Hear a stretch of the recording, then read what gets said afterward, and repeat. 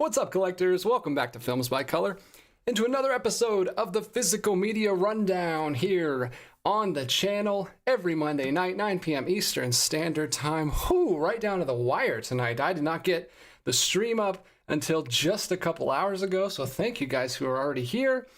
Crazy day. Hope you had a great Martin Luther King Jr. Day. Hope you enjoyed the holiday. Hope your job, wherever you work, lets you have the day off. I had the day off, kind of. I had the day off of work, but the kids were both home from school, so I was running around playing with them all day, which was a lot of fun, but didn't get to do any channel stuff, of course. So we're jumping on now. I've got the new releases pulled up. We're going to go over all the new releases that are coming out this week. January 21st, tomorrow on Tuesday. And man, there's some big ones this week. It's not a huge week. I think we'll be able to make it through it in pretty good time. Have a lot of time left over for conversation and chat here in the live chat. I didn't even say my usual intro. What's going on tonight? Good evening, folks. I got a live chat here. Shoot the show on YouTube with a live audience, and we're going to talk about movies for the next hour and a half. So hope you enjoy that. If you do, come back next Monday, because we always have a good time talking. People in the chat talking about the weather. Never thought we'd be talking about the weather on the show, but yeah, it's crazy. It's crazy outside. It's cold here, and I know it's way colder up north where you guys are from. People talking about, let's see what people are saying here. Who's in the chat? We've got Kevin House says hello from brutally cold northern Indiana. Ethan Edwards says it's 6 degrees here in Ohio. Joshua says it's 7 in Omaha. Yeah, sorry guys. Goosh. It was cold here. I think it was like 15 degrees in Georgia, which is nuts for Georgia. But yeah, you guys are sorry about that. I think they also canceled school again tomorrow, so it's nuts. It's a blizzard. Dwayne The Rock Hudson is here. Michael Smith is here, reporting as ordered. Magnitude Rev is here. Sheldon is here. Lots of people here. Bailey here, right from the beginning. Very cool. Thanks, guys. Henry's here. Jason Brewer says, love the shirt. I bought my son the same one for his birthday. Hey, I didn't get this I kind of got this for a birthday present. Barnes & Noble sent me this. They didn't know it was my birthday, so that's not why I don't know why. I actually don't know why, but it's cool. It's nice. It's a nice quality shirt. I've actually don't have just a plain black Criterion shirt. I have the Criterion Cult shirt that you guys have seen before that's black, that Grace got me. And then I have a blue and a green Criterion shirt that she also got me, but I don't have just a plain black one. So this is pretty cool. Internet user says, I love the cold. Sweet. All right. Well, thanks. What are we doing? We'll talk about the cold later, I guess. I would love to talk about winter movies with you guys, because I just put together a snow day movie list on my Letterboxd, because I've been in the mood to watch like some snowy movies.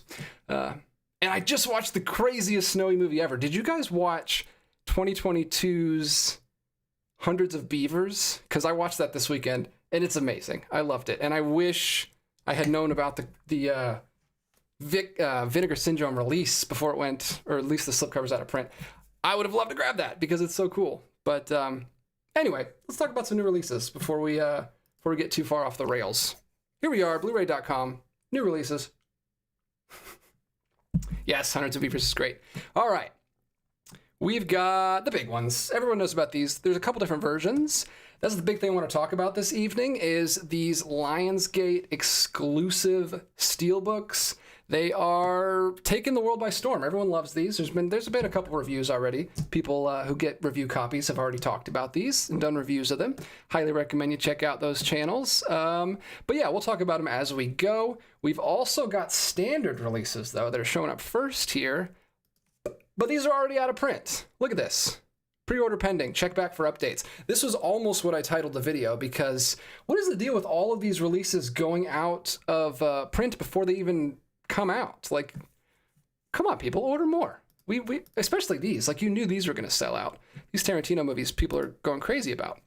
So we'll talk briefly about the standard 4K editions that are coming out, and then we'll dive into the Lionsgate, because I'd love to hear your thoughts on the Lionsgate whole thing that's going on, because they're doing exclusives now and they're not selling them anywhere else. You got to get them from their site, and they're pretty pricey. They're about double what they were last year, which is crazy. But we'll talk about that in a minute. Real quick, we've got standard 4K releases of Kill Bill Volume 1, Kill Bill Volume 2, and Jackie Brown. There's the slipcover on that. Very subtle. Just one, well, the artwork's different, but why is it not changing? Let me fix my camera here. I don't know why it's not changing. Sorry, guys. Technology is not working with me. Let me switch back. I'll switch to my other monitor real quick. There's the chat. There we go. Now it's working. All right. So this is what the slipcover looks like. Volume 1. Kill Bill. It's just got a nice, there's not a big ugly banner at the top, which I appreciate. Just the little formats across the top and across the side, though. Not sure what that's about. I think that's Lionsgate's new weird thing they're doing. But there you go. That's the first one. Everybody knows what Kill Bill is. I don't really need to talk about the movie at all, but it's a 4K. A lot of people have been waiting for this forever. It's released through Lionsgate Films, and these you can get on Amazon. So I will try to provide links, but for now you can't even get them. They're out of print. So there's not really a reason to provide links.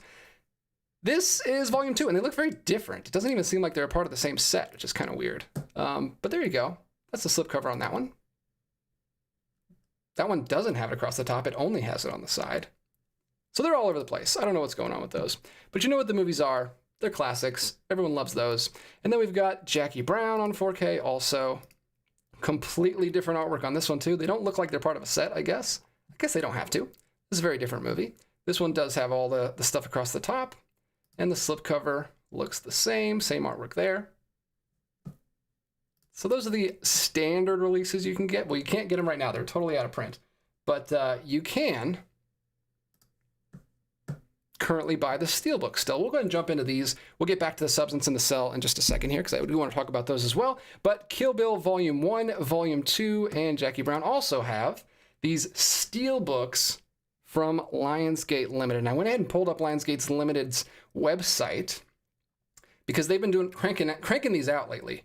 They just announced a Third Man Steelbook that I talked about recently. I did a post on the channel, and a lot of you guys mentioned in there. These are the prices. $60. It's marked down to $50. So these are pretty outrageous for just a standard Steelbook edition that you could get for $20 at a Best Buy like last year in 2023. Or I guess 2 years ago in Best Buy, but you could still get these for pretty cheap. But now they're charging $50 for them. Technically it's marked down right now for $40, but that's still double the price. The artwork though looks awesome. I mean, Lionsgate has nailed the Steelbooks. They've mastered the Steelbooks for a few years now. They look really good. They've got the slipcovers that come off with the translucent slipcovers and everything. That's what they look like. That's the first Kill Bill Volume 1. These two kind of do look like they're part of a set. There's Volume 2. Obviously, they got the same artist for these. At least I think so. But yeah, you've seen these probably in other videos already, so we won't spend too much time on them. I think my buddy over at Jake at Steelbook Obsessed has already done reviews of these. He got some review copies. Also, Mid-Level Media did some really cool reviews of these, so I would check those out for like in-depth on what you're going to get for supplements and stuff. I can't see all of that on Blu-ray.com, but I just want to talk to you guys and get your thoughts on how these things are priced. Do we want to support this? Do we want to keep buying Steelbooks for $50 or $60? Do we want to hold out? I mean, these are must-owns for a lot of people, so I feel like these are going to sell out and people are going to buy these, and I feel like they know that we're going to buy them. So I don't know. I don't know how I feel about it. I'm not crazy about spending that much for Steelbooks. That's pretty crazy, but I'm going to talk to you guys in the chat. Let's see what people are saying. I've been rambling for a minute here. Let me go back up. People talking about hundreds of beavers. Yeah, what a crazy movie. I really enjoyed it. Marty DMC, Lionsgate is a Canadian company, operates in the US now, but they don't ship these Lionsgate exclusives, aren't available to ship to Canada. Well, that's weird. I'm sorry, man. That's a huge bummer. Hopefully you can get them through like Diabolic. I guess you can't because they're exclusives. I don't know. That sucks. Marty DMC also says, I can't think of any Lionsgate titles that have made their way to boutique labels like Criterion. Or am I wrong about this? My guess is Lionsgate has no interest in licensing to the boutiques. Another great point, Marty. Yeah, they don't, I don't know, they don't seem to want to play ball. Maybe there are. I can't immediately think of any, but maybe there are. But another great point. I guess we're back to the weather. Mr. Wayne, how bad did it snow in Georgia? In Ohio, we got almost 10 inches. We got a perfect amount of snow here in Georgia. It was a wonderful snow day with the kids. It was like nice, light, fluffy, just a few inches off the ground. So they got to play in it all day, and it wasn't like a big deal. It turned to ice the next day, and then it kind of melted away. So we got a perfect amount. I loved it. It was great. They were out there all day, and we had a good time. And then I came in with the kids, and we watched The Gold Rush. We sat in front of the fireplace with some hot chocolate and watched The Gold Rush, which is a wonderful movie that everybody should show their kids. It's delightful. Talked about the original Charlie Chaplin film from 1925. 100 years old, and it holds up beautifully. It's wonderful. Such a great film. I think I did a review of it on my Letterboxd. If you follow me on there, you probably saw it. Let's see. Michael Smith. I like the artwork on the Kill Bill better on the regular release, but I prefer the Steelbook of Jackie Brown. There you go. Well, I guess you can pick and choose. You don't have to, unless you're completist and you want to get everything matching up, or OCD, I guess, like most of us collectors are. SLC. Here we go. Steelbook, $20 to $30 range is okay, but I'm not paying more. Yeah, that's what's crazy. Like I'm actually going to give it to Connor here when he comes next. He's coming this weekend. Some of you know Connor. Actually, some of you might not know Connor. He hasn't been on the channel in like over a year. Good buddy of mine. One of the main reasons I started this channel, the guy who got me into Criterion.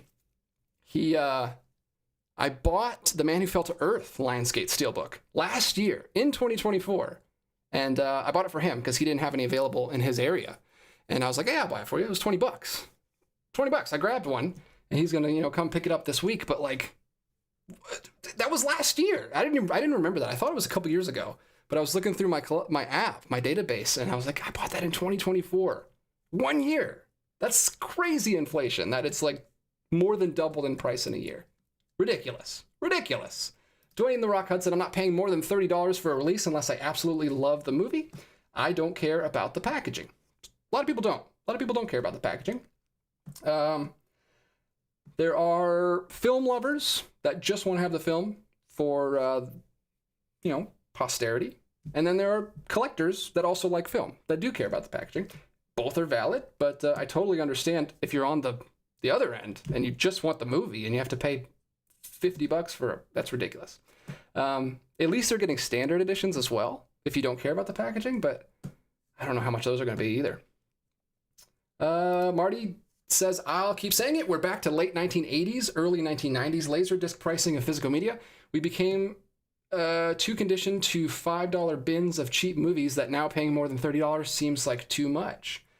Yeah, I could see that. And that was before my time, obviously, with Laserdiscs, but I do remember, like, even VHS were very expensive at the time.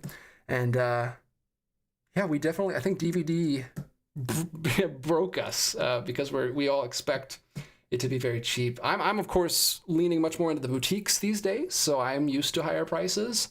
But I understand people who want to buy these films and aren't into boutiques, and they see these outrageous prices on these steelbooks. Mr. Wayne, The Gold Rush is one of my favorite films. Good taste. It is great. Magnitude Rev. Hey, DJ, one film you should absolutely show your children this year is the Latvia silent animated film Flow. It's excellent and is a Janus title, so might get a Janus Contemporaries release. I saw that. I've heard that it's like sweeping award show, or like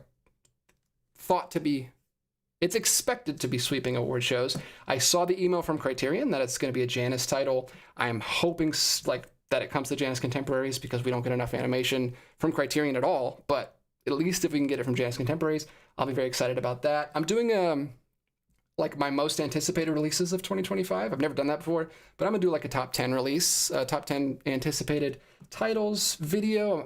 I might shoot that after this if my voice holds up.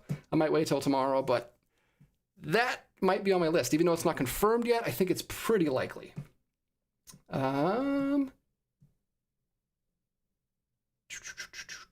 Laren, hey, DJ. Hey, how's it going? Lionsgate Limited is Lionsgate's attempt at dipping their toes in the boutique pool. Yeah, and I gotta say, they've done the best job of it out of any of the other studios. We had those like pseudo boutique releases from Universal like 2 years ago, and they've never done any more. They did like a wave one with like Jurassic Park and Big Lebowski. I have like 3 of them back there, and then they were great. I loved them, and then they didn't do anymore. Like they just stopped. And we have a couple other like pseudo boutique labels. I guess Warner Archive is one of those, so they're probably the best. But Lionsgate is coming in. They're coming out the gate strong. They're coming in hard.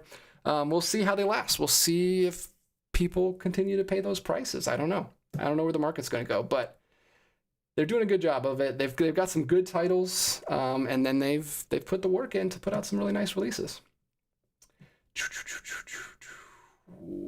I'm enjoying talking to you guys, but I should probably get back to some new releases. But I'll talk to you guys in a minute. Like I said, we should make it through these relatively quickly. But I do want to spend some time on that because that was the biggest thing that's coming out this week. It's kind of a new, like you said, a whole new studio or a whole new boutique label that's dropping stuff. I have no access to those. Obviously, I don't have a deal with Lionsgate or anything, so I don't have review copies of those. I don't want to pay, what would it be? 40 times like $130 for all those, $120, especially plus shipping, since you can only get them to the website. That sucks. So I'm not crazily excited about that, but it is cool that those are at least finally getting releases for people who really want those. I'm going to jump into the Substance. This is, I'm really excited about this. I don't own any movie releases. There's a couple that I've almost picked up in the past, but this is the only one that I've seen. And I'm very excited about it because this is right now probably my favorite movie of the year, just because I've only seen a handful of movies, but of the handful of movies I've saw, this is my favorite. I really, really enjoyed this one. It's just, it's so fun and energetic and stylish, but also really poignant. And it stuck with me. And me and my wife have talked about it many, many times since we saw it in the theater. We had a great time with it, and this is one we're going to have to pick up. And I'm excited to check out Mubi. We saw this. We actually went to Barnes & Noble Friday?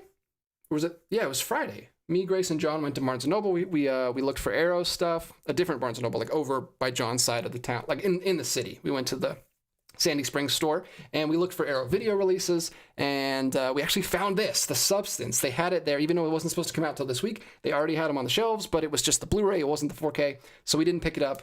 And also, that's happened before to John. He's tried to buy stuff that wasn't supposed to be out yet, and they wouldn't let him buy it, even though it was on the shelves. So I don't think they would have let us get it anyway, but it looks great. This is the, obviously the original poster that we've all seen a bunch, but I've never bought a movie release, so I'm excited to do that. I'm glad they're putting out 4Ks. I'm glad they're putting out physical media and not just keeping them on their streaming service. I've never tried Mubi streaming service, but I would like to. They have a lot of great stuff on there. There's a lot of crossover with Criterion, kind of the same market.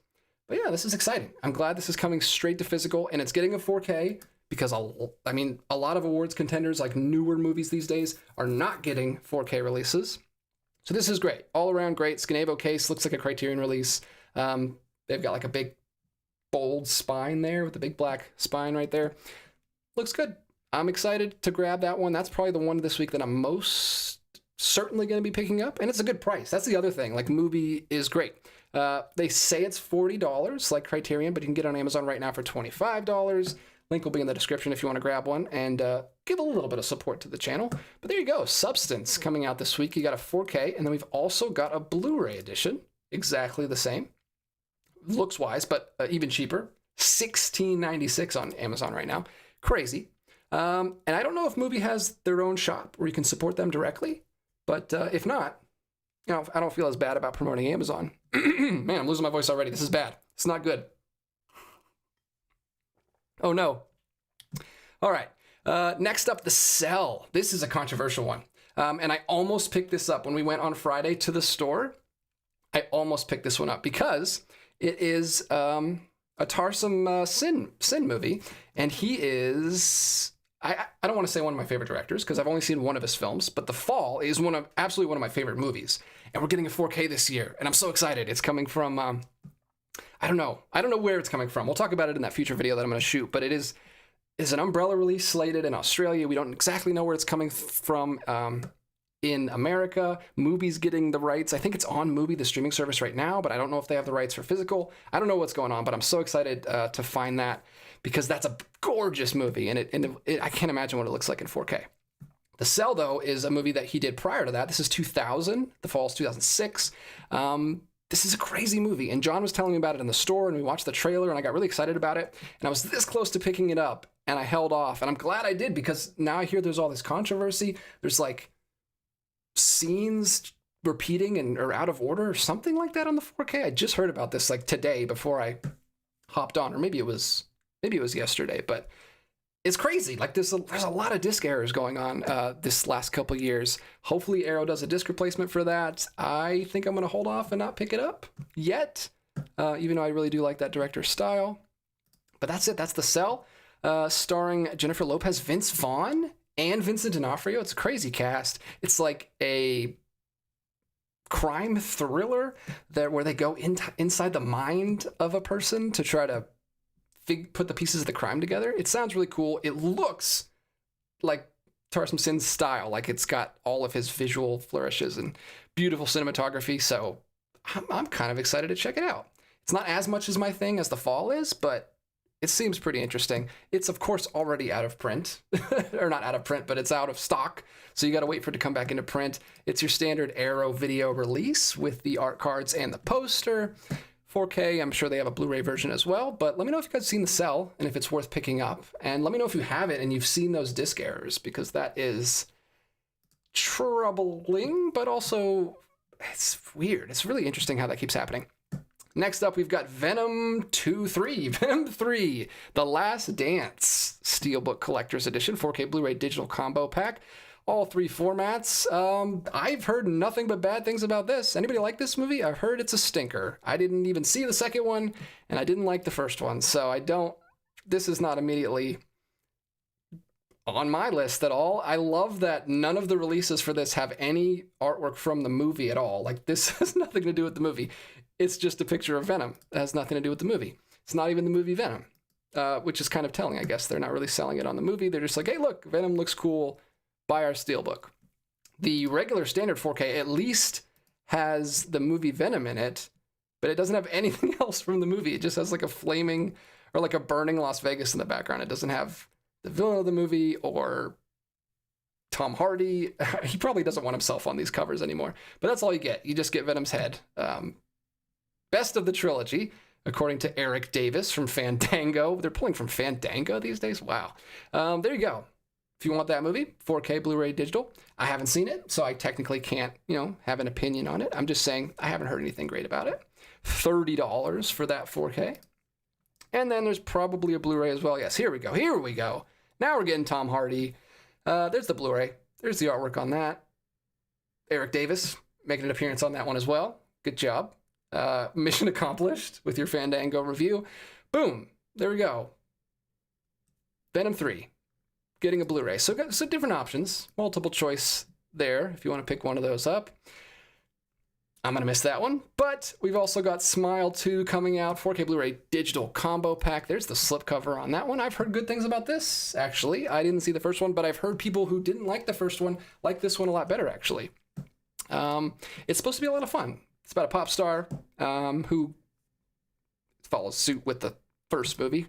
The smile curse is following her around, and it's supposed to be a lot of fun. And she's apparently really good in the role. I'm not familiar with her. What is her name? Naomi Scott. I think she played the Pink Ranger a couple years ago. Probably like over 5 years ago now. I don't even remember when that came out, but there you go. Paramount Pictures is releasing Smile 2 with a nice little slipcover. I don't know if there's a steelbook for that. Maybe there is. That's just the standard. I don't immediately see a steelbook here. But yeah. Fun horror movie. In the year of horror movies, 2024 was packed with horror movies. So much stuff coming out. And that one seems to be, towards the higher end of at least of the more disposable, like crowd-pleasing ones. So that's fun. Glad that's coming out for people who like that. Glad it got a 4K. That's pretty cool too. Like I said earlier, it's not a given these days. But there we go. Got plenty of stuff coming out this week. We got a few more rows to get to, but let's go ahead and jump back and see what people are saying. I want to hear your thoughts. I threw a lot at you, so let's see what people are saying. Let me scroll back up here. Oh man, lots of questions. Good grief. I'm gonna jump in right here because I don't think I'm gonna go to the top. Mr. Wayne, do you think Criterion is overpriced? I don't think so. If 50% off. That's a good question. I mean, it's interesting, right? It's their business model. It's like they price them that way to create hype and anticipation for their sales. and then you get them on the sales. And they know most people are going to buy them on the sales, and they believe that it works out okay. They make enough money during those 2 sales, and of course, the people who really appreciate the company and have the means to sell, what am I trying to say? Support them will buy them, day one when they come out at full price. I really do like the company. I wish I had the money to support them, but I can't pay that much. I think that is probably overpriced. $40, $50 for a 4K, I think is overpriced, but I think that's just the model they're going with. They know you're going to buy it at half price. That's what they're doing. If you don't like that, I kind of like it, honestly, just personally, because it limits me. It puts limits on me, and I only buy them in the sales. So I know 2 times a year at Barnes & Noble, it's like a little holiday birthday type thing. I'm like, okay, I'm going to have fun. I'm going to go out with my friends. We're going to go to Barnes & Noble. We're going to have a good time. We're going to pick out some titles, and it's just like a little event. It makes it kind of special. But I understand if you want a movie right when it comes out and it's, you have to wait, that can be annoying, but I kind of like it. I like the restrictions that it puts on me.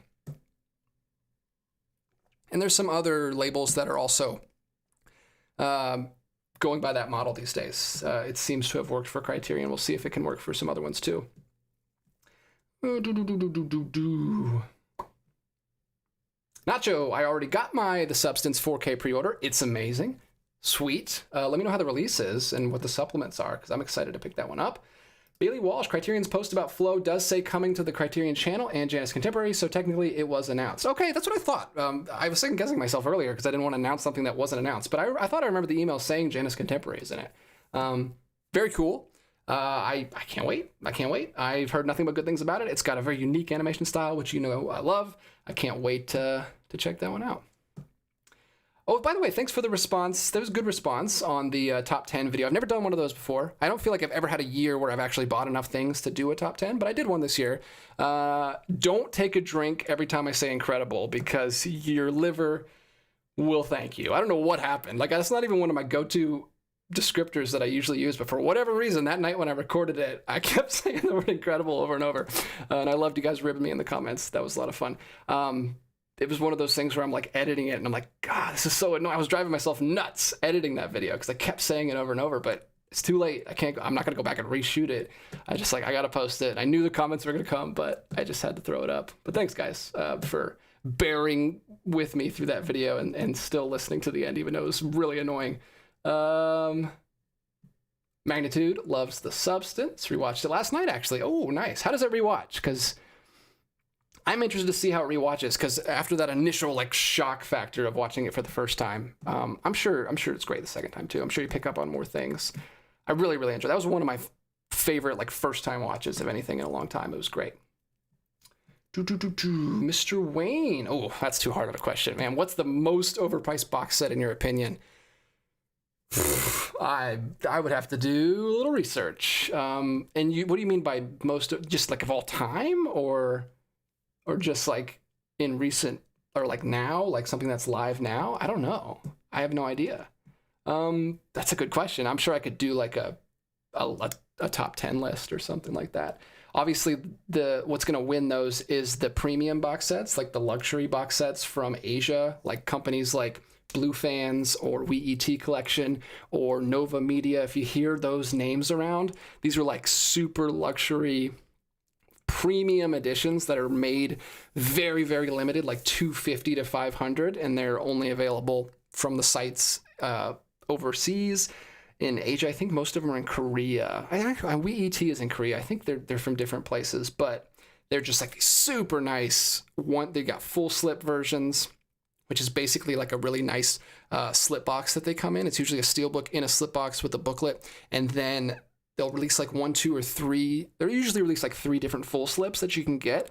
Then they'll release a one-click that includes all 3 of the full slips in it. So you're buying the same movie 3 times, and people do it because they always sell out. And I don't know why, but they're $300 when they drop, and then you go look at them on eBay. Just type in full slip, 4K full slip, Blu-ray full slip, or one click, and you'll see they're on eBay for $500-$600. It's outrageous. It's ridiculous. I'm never gonna collect those because they're too ridiculous, but they look really nice. I've got like a full slip here or there from gifts. I've decided I'm never going to buy one for myself, but I have gotten a couple as gifts, and I've showed them on the channel before, and they look really, really nice. And I only usually do it for movies that like didn't get a really nice release over here. Like I got the Once from Nova Media. Grace got that for me for my birthday last year, and it's awesome, and I love it.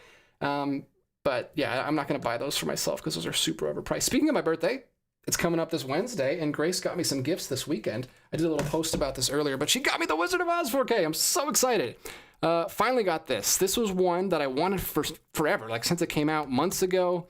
It's just one of those things where it's like hard to justify it in your head when you already own the movie on Blu-ray. I'm not usually an upgrader, so I just held off. But this looks so great. I love it. It's a Steelbook in a nice hard slip box. There's a bunch of little goodies in there that I can't wait to get open. She surprised me with this over the weekend. Love it. Can't wait to get that opened up, and I can't wait to watch it in 4K because I've never seen it in 4K. I still haven't to this day. So I'm gonna watch that with my daughter. It's one of her favorite movies. She loves Wizard of Oz. She loves Dorothy. She went as her for Halloween. And then we also found this. Look at this. Everything Everywhere All at Once, the 4K A24 Deluxe Edition. We found this at CD Warehouse this weekend for $20, which is crazy because it's like a $50 release. And it's also like out of print on their website right now. So I don't know if it's out of print completely because I've seen it at Barnes & Noble, but on their website it's sold out, so you can't even get it. And this is $20, crazy. It's in great condition. It has all the stuff inside it. It's like a folder. Oh, it's so cool. I held off on this because I wasn't really crazy about the outside packaging, but inside is so nice. It's got all of this stuff like printed out, like receipts. It's supposed to look like her actual folder. It's got a sheet with like all the steps on there. It's so cool. I'll go over this, some other in a collection update video or something. But glad to finally have this. This is the last deluxe edition from Arrow I needed, so now I have all 5 of those, 6 of those. I have all of them. I should have brought them down to show you guys, but I showed them all in that other video that I did recently about A24. But this is the last one I needed, so that was crazy. $20 was nuts. Thank you, Grace. Really appreciate the gifts. Next up, well, actually, let me see what else people are saying here. I was gonna jump back, but I didn't talk about The Cell and other things. Brantar, when I saw The Cell was getting a 4K, I had to pre-order. Hopefully the transfer is great. Yeah, I hope so. I hope it looks good. Miss Sharon, love the Substance, but I'm hoping for a release with more features in the future. Oh, okay. So Mubi's not really doing great on the features. Hopefully, that's kind of an early boutique label thing. Like when boutique labels are just getting started, they don't do a ton of features. Hopefully they do get better about that. Dropping things. Miss Sharon says another great movie release is Decision to Leave. That was one that I almost wanted to pick up. I never got the chance to see that movie, but I heard nothing but great things about it. Marty, regarding The Cell, Arrow had the same problem with 12 Monkeys, both on the Blu-ray and the 4K. Seen repeated. Interesting. I have that 12 Monkeys 4K back there, and I haven't watched it yet. I think I did hear about that actually a while ago, but I haven't watched it yet. Man, that's weird. That's such a weird, how does that even happen? I don't even know how that happens. Henry says, I suspect the pending issue for The Cell is due to the disc problem and not out of print from Amazon. That's probably right. That's true.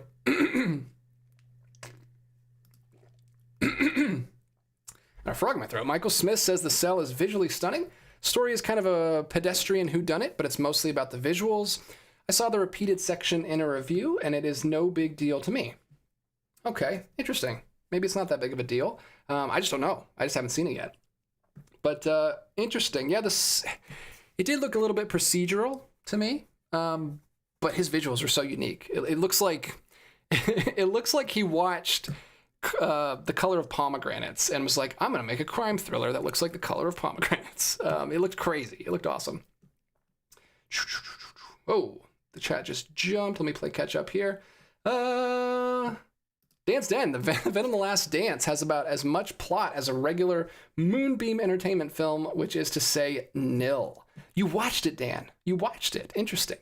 Hey, wow. Thank you so much, Nacho. Just got a super chat. Always appreciate super chats, guys. Thanks so much for the support. DJ, use this to get the Substance. Well, part of it, LOL. Thanks for doing these videos. Yeah, thanks so much, guys. And I do want to... I don't want to encourage like super chats that are for specific things because there's always a chance that I won't be able to get it. And YouTube takes so much out of the super chats. Like they take 30% from the super chat. And then if you do it through iOS, the iOS takes like another 30%. Like, it's crazy. Like, you barely get half of the super chat. So if you can do it on a laptop and you want to support your other channels that you watch, maybe do it on a laptop, because iOS takes a bunch out too. But anyway, so yeah, what is it? It's $20 super chat. It's amazing. Thank you so much. I will absolutely buy the Substance. I intend to, but like, I just don't want to always promise that I can get exactly what you suggest, because there's a lot of things. Sometimes it'll go out of print, or sometimes, it's a lot more expensive, but Substance is a great price, and that'll be, I don't know what 30% is, maybe $15. So that'll really help towards the Substance. Thanks so much for that. And it's your third super chat on a live stream, it says. That's what YouTube tells me. So thanks so much, Nacho. Really appreciate it. And you've given me super chats in the past, so I really appreciate that. It means the world to me. Thank you so much, Nacho. That's great. Thank you. I'll tell Grace, and we can pick that up. Maybe we can go to Barnes & Noble this week when Connor's in town and pick up the Substance. That'll be fun. Let's see. Thank you. Hey, thank you. Ethan is usually actually riding me, but tonight he's actually being nice. He says better to say incredible than the dudes that say like 6 times in every sentence. Thank you. I don't know if it is, because incredible gets really annoying after a while, but thank you. I appreciate it. All right, let's jump back. We've got the Grifters 4K. Look at this. 4K Blu-ray combo pack, a big one for Criterion. I'm upset that it's way this far down the list as far as popularity goes, because I've heard this is great. I love that it says a Martin Scorsese production down here. This is like, from what I've heard of, I'm going to read the description on this one, because I've heard it's a small-time con man has torn loyalties between his estranged mother and new girlfriend, both of whom are high-stakes grifters with their own angles to play. So it's a con man movie. I've heard it's like a little bit inspired by neo-noirs. This is 1990, so we're getting right into that era. It looks great. I have not seen this film before, but when it was announced a few months ago, a lot of people very excited about it, and it comes highly recommended. I think it's been doing the rounds in the theaters, doing for the restoration. Like, every time something's about to get a release from Criterion, it always hits all the theaters. And I think this one was playing at a few modern, well, not modern theaters, like classic theaters that play a lot of oldies. And I heard good things about it. I'll get like a sweep of Letterboxd reviews about it right when Criterion announces it. And I read through some of those, and it seems great. I'm looking forward to it. Maybe a summer release. Maybe I'll pick it up in July. I don't know. But there it is, The Grifters. It's a fun cover. Looks nice. Good cast. Very, very 90s cast. Sounds great. I'm excited. Let me know if you've seen The Grifters. Don't spoil anything, because I am interested in it, but let me know. Next up, we've got April Fool's Day. We're getting into the Kino Lorber releases. They're going to drop a bunch this week. April Fool's Day, 4K. They're getting way ahead of it. You think they would wait a couple months for this, but they're dropping it in January. Guess who's going to be the life of the party? Look at this. April Fool's Day, a cut above the rest. A very quippy cover, very quippy poster for like a horror teen mystery movie. Also 1986. Interesting. April Fool's Day. Does it actually? I'm assuming it takes place on April Fool's Day. I always like holiday movies because you get a chance to rewatch them every year. You get like a reason to rewatch it. And I don't have an April Fool's Day movie that I like to watch. Do you guys have any April Fool's Day movies that you watch every year? That's a unique one. That's like Groundhog's Day. You basically just have one.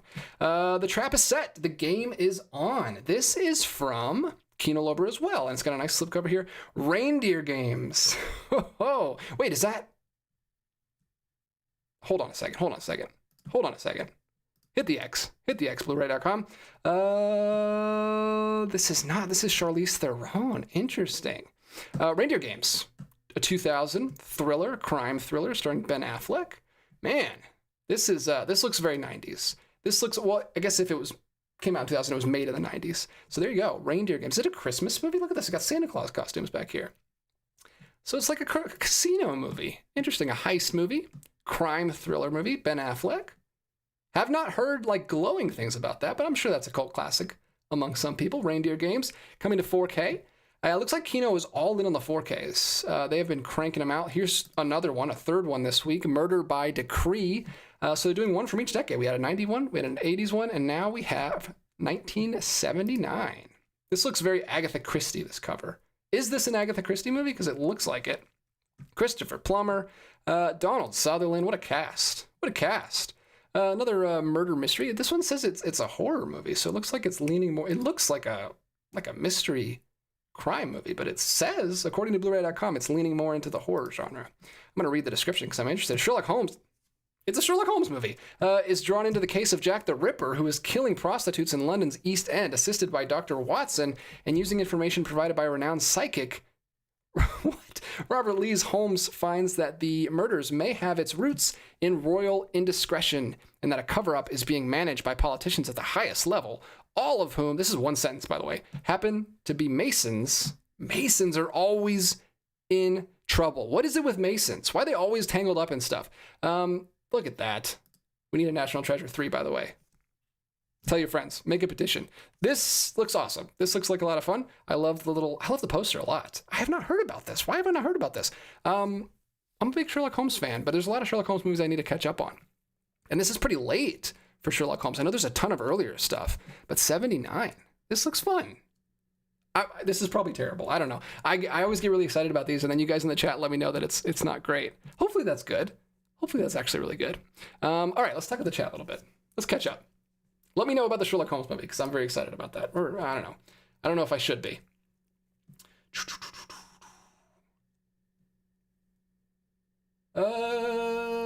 Jump in right here.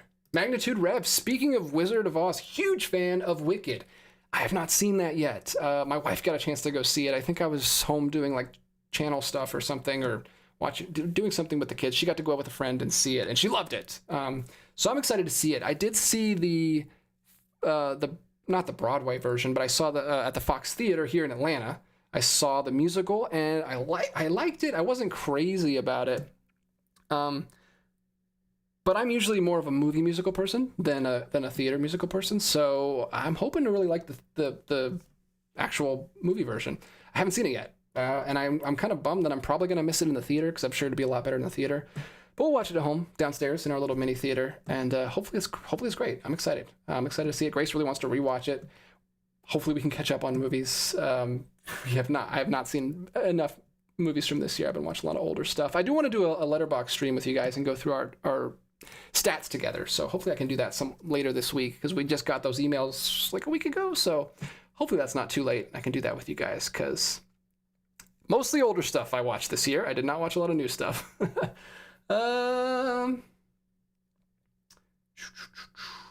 Quietly Games, hello. Contemplating on picking up Snowpiercer 4K Steelbook.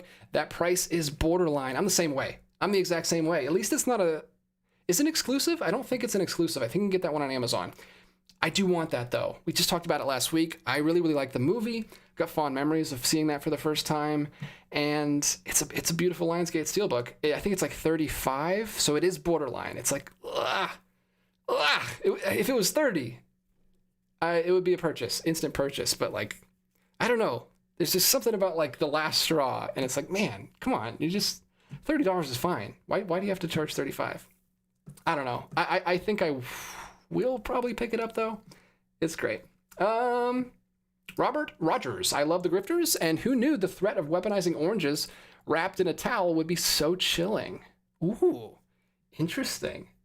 That always takes me back. I always find that kind of stuff interesting. Very Jackie Chan. I mean, that sounds like it's more menacing, but I always love when like Jackie Chan will use like just normal everyday household objects to like beat people up. That was always fun, especially as a kid, because I grew up with like the Three Ninjas movies where they couldn't use actual weapons, so they were always using like household items. They did that. They like nerfed the Ninja Turtles in the second movie. They wouldn't let them use their weapons, so they're like hitting each other with sausages and all kinds of other stuff. Yeah, it's always fun. I like it. But you're describing something much more sinister, it sounds like, and chilling. So that's not what you're talking about at all. Dan Stett said The Grifters is fantastic. It definitely is a neo-noir, being an adaptation of a Jim Thompson novel, totally noir-coded. Sweet! I just watched a noir-coded animated film. Check out my Letterboxd review, because I had a great time with this. Have you heard of it? It's Fila Day. I haven't done a review on the channel yet. I need to. I'm trying to catch up. Got a couple more Deaf Crocodiles to watch, but this is crazy. This is crazy. My opening line of the review was the disturbing love child of Don Bluth and can't even remember my own writing. What did I say? Don Bluth. It's basically Don Bluth meets David Fincher. Like, it is the darkest, most disturbing, gory, animated film I've ever seen. Like, it could not be done in live action, but it's a noir mystery told through the eyes of a cat. And it's very, very dark and bloody, and just adult in many ways. There's a lot of language in it. There's a lot of other things that definitely don't show it to your kids, but the animation is beautiful. It's done by a German animator, German director, who did not do a lot of things, but this is solid. This is like really, really good. I had a great time with that. I can't wait to read the booklet in there. Let's see. Oh, Popcorn, $41, $50. Hey, thanks so much for the super chat. Happy birthday, DJ. Any label you're excited to see grow in 2025? I'm personally really excited to see what Vinegar Syndrome brings this year. The Keep was a standout first time watch for me last year. Vinegar Syndrome, yeah, they've been around for a while, and they've always been great. You can argue about whether or not their selections are great films, but they always do good stuff with the packaging, and they crank them out. They put out so much stuff. Speaking of Vinegar Syndrome, I'm excited to see where Cinematograph goes. I got really excited for their new sub-label Cinematograph like halfway through the year. And I was so excited. They were bringing back digibooks. The packaging is great on those. I loved the first one. It made my top 10 of the year. Little Darlings was great. But I don't know. The selections have not been getting me excited. I kind of fell off that line. And it bums me out because I really wanted to keep going with that. I really didn't like the third release. I liked the second one. Red Rock West was really good. I really didn't like the third one. Going South did not work for me. Fourth one, Touch, was fun, but it wasn't amazing or anything. I just kind of fell off that line. It's an era that I'm not...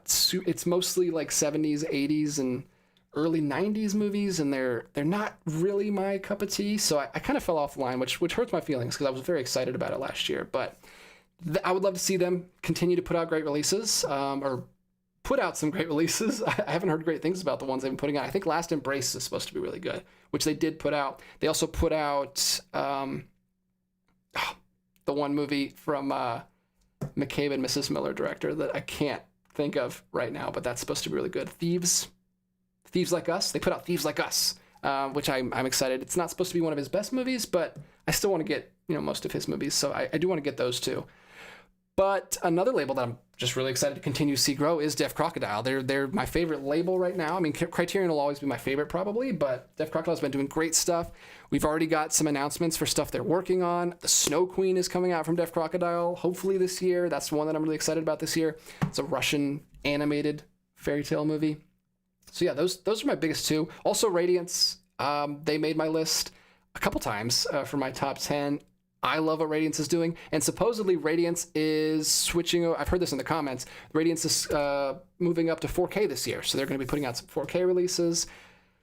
I love everything they're doing over there too. So yeah, I'm excited to see what happens to Radiance and Deaf Crocodile this year. They've both been picking up steam and getting a little bit of a bigger audience, and I'm happy to help Deaf Crocodile whenever I can. They've been really great, and they've sent me a few of their releases, and I'm going to try to get a review up of those soon. So those two are probably my most anticipated, or the ones I'm most looking forward to.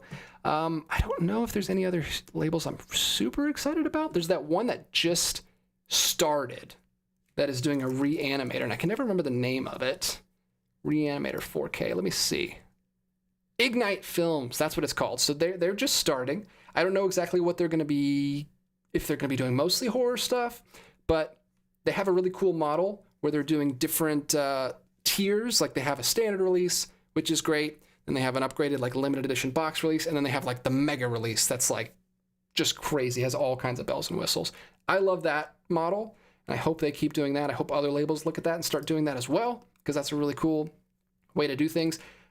I obviously like the box sets. I'm in the middle. I like the box sets, but I don't like the big fancy like bobblehead and all that extra stuff. I don't need that.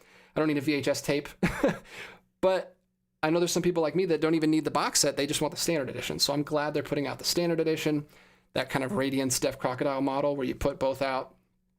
Deaf Crocodile puts them out at the same time. Radiance puts it out after the LE goes out of print.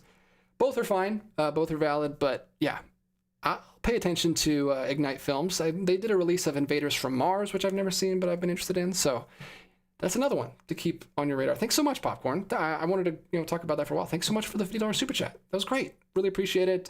Thank you for the birthday gift. I'll make sure I spend that on a movie. and I can show it off on the channel and give you props for it. Thanks so much. Really appreciate it. All right, let's get back to some new releases. I'm getting distracted here. Here we are. What else is coming out? Here it is. There is a Smile 2. Okay, so this looks so different from the other one that I didn't even realize this was the same movie, but this is the Steelbook. I was wondering if there was a Steelbook for this. So you can get the standard 4K, or you can get the Steelbook, which has this guy on the front, which I believe is Jack Nicholson's son. And then you get just a quote on the back. Not the best looking Steelbook, but I don't know. I'm not a Steelbook guy. What do I know? There you go. It's white. It's kind of off-putting in like a weird, creepy way. But it's also the 4K. I've got some history on the side here. There we go. It's also a 4K Blu-ray and digital combo pack, exact same as the other one. You just get Steelbook packaging. Smile 2. We've already talked about it. There's another version of it. Then we've got Rumpelstiltskin 4K, which is just a staple here at this point. We have to talk about it every single week, apparently. TerraVision's release of Rumpelstiltskin on 4K has been bumped back and bumped back and bumped back. I don't know why they don't just hold off until they're ready to release it, but it's Blu-ray.com is insisting on putting it here every single week, but we've already talked about it multiple times now, so we'll skip it. It looks cool. I love that release. Reservoir Dogs got a 4K Steelbook re-release. I think it's exactly the same, but it is a slightly different color, like it's pink this time. I don't know why they did that. Maybe they're trying to get like the serious hardcore completists to double dip. I know this came out maybe last year. I remember this coming out, but I don't remember it being pink. But now Lionsgate is releasing just a pink. We're getting into a weird territory here. It's kind of like, it's like comic book covers, like when you get variant comic book covers, or like trading cards where they'll release the same Pokemon card, but one will be holographic and one will just be standard. We're getting like different versions now, which is not a place I want to go. I'm not a completionist, so I'm not going to be tempted by that, but I do like that I don't know. I could see the argument for it, because when they release these Steelbooks and they make them limited and then they push you to buy them, and people buy them some people buy them because they're limited, or at least it motivates them to buy them. If they already wanted it, it gives that extra motivation to pick it up because it's limited.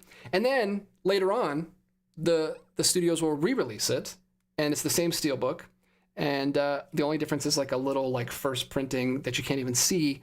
So I could see people, kind of being upset, feeling they're being misled there, saying it's limited and then not sticking to that and then re-releasing it anyway. So maybe they're trying to get around that by changing the artwork on it. So it's not exactly the same thing, but it's kind of the same thing. I don't know. Maybe it's because it's a Lionsgate limited one and they just had to change it in some way, because that happens too. I know, speaking of Def Crocodile, they released their original titles. Speaking of, so the Alexander Tushko box set back there, prime example, they released them through Vinegar Syndrome. That was their distributor. They had those slipcovers. Then when they wanted to re-release it by themselves, after they had left Vinegar Syndrome, they had to change up the slipcovers, and they did the spelled out name version of the slipcovers, and a lot of people were not happy about it because they weren't as nice as the original slipcovers, but they had no choice. Because of the contract, they couldn't reuse those slipcovers. Maybe this is that kind of thing where they couldn't just re-release the exact same thing because it's a different line, and that was probably released through the label through the studio that owns the movie. So maybe they had to change it, and they got around it by just changing the color. I don't know. I've speculated enough about it. If you want to grab it, if you missed the original run of the Steelbook, you got a second chance. Hopefully you like the pink, because there it is. It's Reservoir Dogs. It's another Tarantino movie that everybody knows, but it is a 4K Blu-ray and digital combo pack, and it's got a nice little Steelbook slipcover. So there you go. Reservoir Dogs coming out too. That's not part of the initial wave of the other three Tarantino movies. That's just a re-release, but it's also coming out this week, so you can just buy all four if you want to. Then we've also got Heretic, the digipack. This is a 4K, I believe, from A24. It's one of their exclusives. There's a couple different versions. They've been doing in-store ones, like you can buy these at Barnes & Noble now. I've been mentioning that in some recent videos. Or they have a store exclusive, like an A24 shop exclusive that has slightly different artwork. Same thing as the We Live in Time that we just picked up. Grace grabbed this one from Barnes & Noble. This is not the store exclusive version, but we've got that one. We actually watched that a few nights ago. But Heretic is also coming out from A24. They're cranking these out. A24 is really... There's another one. There's another, like, solo label that's putting out their own stuff and not really working with other labels right now. So you've got that, Heretic. I don't know if we can see the other one. I think that's the only one that's showing right now, but I'm sure there's going to be a second artwork too, like an exclusive one to the website. But that's it for that. Anything else major we need to talk about? We've got the Little Rascals here from Classic Flicks. Love Classic Flicks. They do a lot of stuff that no one else is touching, and I think they're very, very limited. And they might even be like, some of their stuff is even like print to order. Like they don't print it until you order it. But this is the original Silence, which I've never seen. Has anyone ever seen these? These are original silent films from 22 to 38. It's like a collection. That's fun. That's pretty cool. I've never seen that. I like Classic Flicks doing that. I actually just saw a Classic Flicks in CD Warehouse when we picked up the Everything Everywhere release. It looked interesting. I didn't know anything about the film, but it was a cool release. We've also got, speaking of Radiance, this is actually 88 Films. It threw me off because it looks like they're using the Skenavo cases now, which I didn't know. There it is. Looks very violent. Very crazy. What is this? This is a erotic crime film from... I can't tell what country it's from, but it is called Love and Crime. And it's a limited edition Blu-ray DVD from 88 Films. They've been doing a lot of Asian cinema, a lot of martial arts cinema. I can't tell from the cover if this is a martial arts movie or not, or if it's just a crime thriller. There we go. Love and Crime. They're using the OBI strips. That's interesting. I'm such a packaging nerd.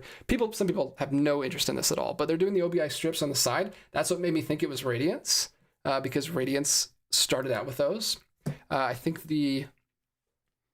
believe the founder of Radiance found out about those like through Japanese music releases, and he took that idea and incorporated it into the Radiance. I love it. It looks great. It's very cool to have like a J card that's not a J card that you can just slip inside and keep all the information. It's cool. But that's a 1969 crime thriller from 88 Films. Another label that I'm not super up on. I need to get into more of their stuff. I actually bought my first 88 Films release recently from Diabolic. I did my first Diabolic order. That'll be coming up in an upcoming video. But yeah, I did that recently, so that was fun.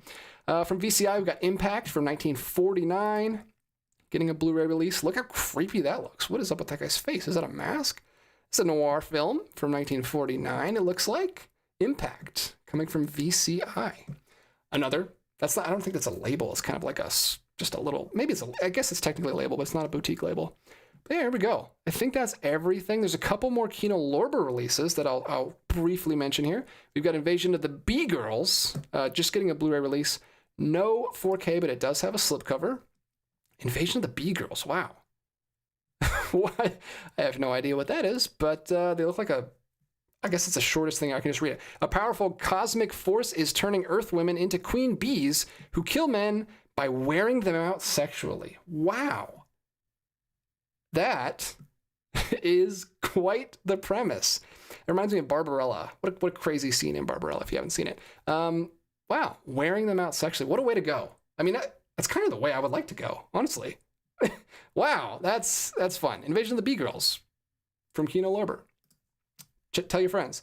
Just a Blu-ray release, not a 4K. And then we've got Fade In, Blu-ray, Iron Cowboy special edition. There we go. Burt Reynolds, Fade In. That's a title treatment. That's not doesn't look great, but maybe the movie's better. 1968. Another tiny little premise here. A sophisticated film editor falls in love with a womanizer she meets while making a new Western movie on location. There you go. Everyone loves a good movie about making movies. And that's everything. That's it. You got a Blu-ray release of Reindeer Games to go along with your 4K. That's it. That's all she wrote. That's everything that's coming out this week. What a way to end it there. Those last two were pretty exciting. All right, let's jump back. I'll talk to you guys for the last 30 minutes here. We're at 59. We'll take a swig of water for my throat, and then I'll talk to you guys for the rest of the stream. Let's see what we got. What do you guys got for me? Hopefully no really hard questions again. But thank you guys so much. Both of you, Popcorn, for the wonderful super chats. I really appreciate it. Dan's Dan, Reindeer Games, the last theatrical film directed by John Frankenheimer. What a weird, fascinating tidbit that you just had on tap right there. Dwayne The Rock Hudson, April Fool's Day is a cute slasher. What's with Kino's release schedule? April Fool's Day and Reindeer Games both in January. I don't know what's going on. They put out so much stuff, they can't keep it straight, I guess. They put out like way too many things. Miss Sharon also says April Fool's Day is a great, silly 80s slasher. Dan's Dad, Murder by Decree is Sherlock Holmes versus Jack the Ripper. It is, and it sounds interesting. I don't know. It sounds fun, at least. I think I might have to get that April Fool's Day 4K. Also, it's always entertaining to think about how Reindeer Games is a John Frankenheimer feature. It's from Jeffrey Patron. Good to see you, Jeffrey. Thanks for popping in the stream. Sheldon agrees that there's a great cast in Murder by Decree. Ethan Edwards says Billy Wilder made a fun Sherlock Holmes movie. I'll have to look into that. I didn't know that. I've been watching some Billy Wilder movies recently.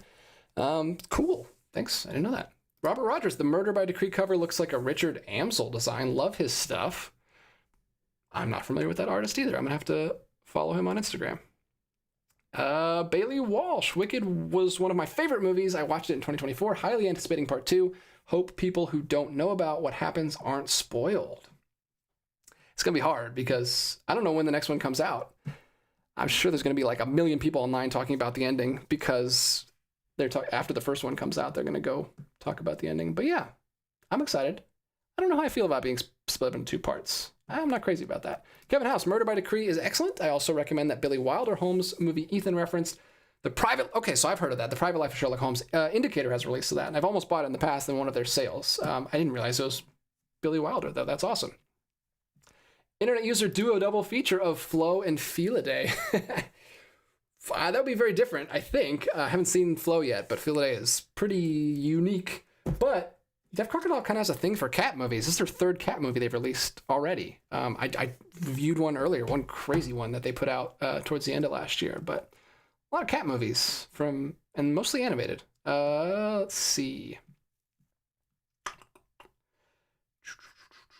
Nacho, I agree with Cinematograph. I'm assuming he means Cinematograph, but yeah. So you're saying you fell off there as well? I've heard a lot of people have done that. They had a couple of them on sale in their January week 1, like daily deals. They had Last Embrace, and I was tempted to pick it up, but I feel like I'm out, and I don't know. I talked myself out of it, but it was pretty cheap. It was like $23. It was a good deal. I did get a couple things in that sale, and it still hasn't even shipped. Vinegar Syndrome takes forever. But whenever that comes in, I'll show you guys what I got, but it's taking a long time.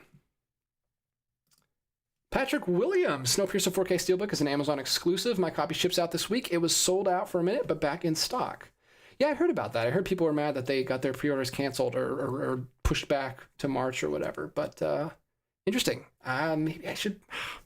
Patrick Williams is picking his copy up. Maybe I should go ahead and do it. Interesting. Marty says, I'm more excited about the anticipated releases on physical media of catalog titles this year than I am versus new theatrical releases of 2025. Yeah, that's how I've been for the last couple of years. I've mostly been watching stuff that I pick up at home because I pick up this stuff and I don't want it to just sit there. So I'm trying to watch as much of it as I can, but it means that I don't really get out to the theater that much. And I'm so behind on 2024 releases, which stinks because I enjoyed that. I liked watching. I watched a lot of 2023 releases and it was good. It was a fun time. I haven't heard about a lot of good movies this year. I'm sure there are. I'm sure there's a handful, but I haven't been hearing people talk about it. That's just not the circles I run in, I guess. Outside of Criterion, says Magnitude, my top 3 labels are Radiance, Imprint, and G-Kids. G-Kids is great. I don't even consider that a label, I guess. I don't think of it as a label, but yeah, they put out solid stuff. Even though I've mostly just got Studio Ghibli stuff from them, but I have a couple other ones from them. And a couple other stuff that's not even Japanese from G-Kids, which is fun. Imprint, I have trouble putting that on my list just because they're so hard to collect because they're so expensive and the shipping is outrageous. But yeah, they put out really cool releases. Oh, interesting. Rob Rogers says Thieves Like Us is one of my Altman faves. It's a remake of the 40s noir They Drive By Night. Interesting. No, I haven't seen it, but I just had heard that it wasn't one of his best. But I guess I shouldn't believe everything I hear. I should go in with open mind, I guess. That's cool. I'm glad you shared that. Marty says Criterion, Arrow, Kino, Lorber, Shout, Scream Factory, WB Archive are my favorites. Paramount and Sony do the occasional bangers. And Disney, of course, is the worst. I think we can all agree about that. They don't care. Who knows? Maybe they'll come back. Sony's supposed to be saving them, but I don't think anything's happened yet. Marty, that Reservoir Dogs Steelbook is a reference to M.R. Pink in the film. Artisan released the DVD of this film with all the different Mr. Colors back in the early 2000s. I have Mr. Brown. Well, that's cool. That's cool that if they had to do something different to re-release it, they at least did something that was, you know, a cool reference. No Borders The Fall is 4K on Mubi. Saw the restoration in the theater, and it's gorgeous. I can't wait. That's a movie that's perfect to re-release on 4K because that's a movie that was very limited on its original Blu-ray release, like way back in the day. And it goes for like, I had to pay quite a bit for mine. It goes pretty high on eBay. It's very hard to get your hands on. So that's due for a 4K release. Hopefully, I would love to get the Umbrella release. I've never been able to get Umbrella stuff. It's very expensive, but that's one of my favorite movies of all time. Like that would be a top 100 movie for me. So I could maybe cough up the extra money and pick up the Umbrella release because I'm sure it's going to be awesome because Umbrella always does these nice big box sets for their films.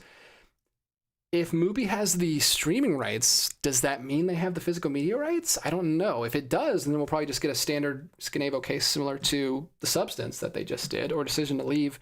But I don't know. I don't know if they automatically get the distribution rights as well. Maybe someone like Arrow would get it. That would be interesting. I think that would fit really well into their wheelhouse, even though I really love The Fall. It's great. I don't know. I'm excited to see. That's definitely one of my most anticipated movies of the year, or releases of the year. I'm just excited to see who gets it. Patrick Williams, there are many colors to that Reservoir Dogs 4K Steelbook. For the real collector with money to burn, many collectors will snap them up. Oh, wow. So they did multiple color. Interesting. That's not cool. I don't like that. I will not be. I'll just get one. SLC just went to your Amazon gift list and went Warner Archive for your birthday. Whoa. Thank you, man. Got you National Velvet, Tarzan the Ape Man, Dr. Jekyll and Mr. Hyde Blu-rays should show up on January 24th. Thank you so much, man. I really appreciate it. Yeah, that's a fun way to do it. If you don't want to give super chats because, and I never talk about it because I feel weird asking. I feel weird even mentioning it, so I really appreciate you doing that.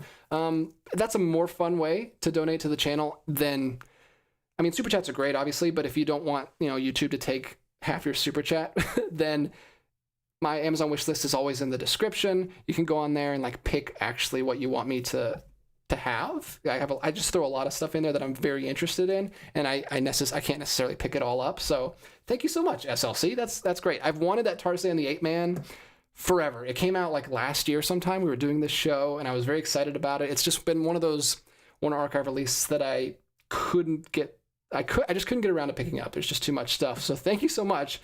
That's a really fun adventure, like early adventure movie that is very problematic. Did not age particularly well, but it is so much fun. If you don't mind that, it's really fun. I love Tarzan movies. I love that whole period of adventure movies that we don't really get anymore. And I don't think we can get them anymore. There's something that happened like besides Indiana Jones, anything else that tries to do that like adventure serial thing for some reason comes off super silly. And it like we got a Tarzan movie in like 2012 with Margot Robbie and one of the Skarsgårds, and it just doesn't work anymore. I don't know what it is, but it wasn't great. I think I have it just because I love Tarzan movies, but it wasn't awesome. I'm actually curious. I'm in my Amazon wish list right now because I want to see what you sent me. I'll have to look at this afterwards, but thank you so much. I really, really appreciate that. That is fantastic, and I will absolutely... Oh, speaking of... Oh, I should have done this. Oh, let me jump off.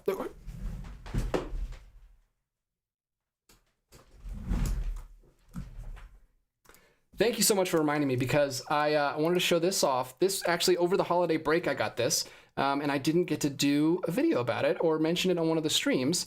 It is Cats Don't Dance, also from Warner Archive. This was in my wish list as well, and this was sent to me by Mackenzie in the chat. I don't think she can watch live. I think she usually watches like Tuesday morning, but she sent this to me, and it's great. It's a movie she grew up with, and I had seen it on Tubi with the kids last year, so I threw it in my wish list when this came out, and it's great. It's a lot of fun. It's kind of like Zootopia before Zootopia. It's like takes place in Hollywood. It's like a good metaphor for like race relations and stuff. And it's a lot of fun. There's good songs in it. It's got like Shirley Temple is like, there's basically like a Shirley Temple stand-in, like this little girl who's the villain of the movie. And she's a lot of fun and she's very evil, but it's cool. And I rewatched this last week, the week before, I think the last week with my kids after she sent this to me. So thanks so much, Mackenzie. Really, really appreciate that. And thank you so much, SLC2466. I cannot wait to get those movies in the mail. Really appreciate it. Super nice of you. You guys are the best. I love you guys. What else do we have here? Dwayne "The Rock" Hudson already pre-ordered Invasion of the B-Girls. Great flick. It sounds like a Vinegar Syndrome release, honestly, but that's awesome. Let me know how it is. It seems like you've already seen it, so I'm glad you got it. Joshua LeBure, I'm very curious about the Shelf Life film. Anyone know much about it? Internet user Winchester73 comes out next week. I'm excited about that one. That's definitely one I'll be picking up in July, if not the February sale, which Criterion will be doing in a couple months. They usually do. Hopefully they do it again this year, towards the end of February, early March.